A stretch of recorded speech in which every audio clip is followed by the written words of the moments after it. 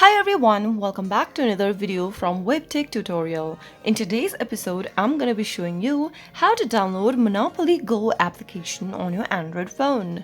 So without further ado, let's get straight into the video. First of all, open your Play Store from your app drawer and go to the search box and type in Monopoly Go. Press the search icon in order to make a search and then look for this application from Scopely. Tap on the install button once you get to this page in order to start downloading Monopoly Go on Android. The app will take a few minutes to download onto your device, so always make sure to connect to a stable internet whenever downloading any kind of an application. Once the app is downloaded and installed, you can open the application by tapping on the play button, and there you have successfully downloaded Monopoly Go on Android. If you found the video to be helpful, go ahead and give us a thumbs up. Don't forget to subscribe to the channel by hitting the subscribe button.